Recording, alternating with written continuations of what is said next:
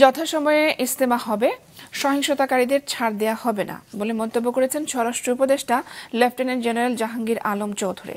দুপুরে মুন্সিগঞ্জে আইনশৃঙ্খলা এবং সার্বিক পরিস্থিতি নিয়ে কর্মকর্তাদের সাথে মত বিনিময় শেষে সাংবাদিকদের তিনি বলেন, ইজতেমা নিয়ে সহিংসতার বিষয়ে তদন্ত চলছে, অপরাধীদের কোনো ছাড় দেয়া হবে না।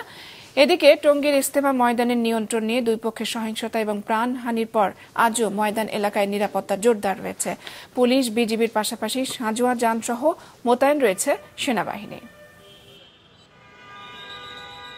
যারা অপরাধ করছে তারা অপরাধীরা শাস্তির আওতায় আসতেই হবে, তাদের ক্ষেত্রে কোনো ধরনের ছাড় দেওয়া হবে না।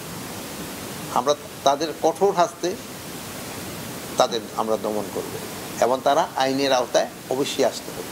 পরিস্থিতি মোটামুটি এলাকায় নর্মাল হয়েছে, যেহেতু তাদের 31/1/2 মানে বিশ্ব ইজতেমার যে ডেট আছে ওটা ওই ইয়েতে জুবাইরপন্থীতে ওই ডেটেই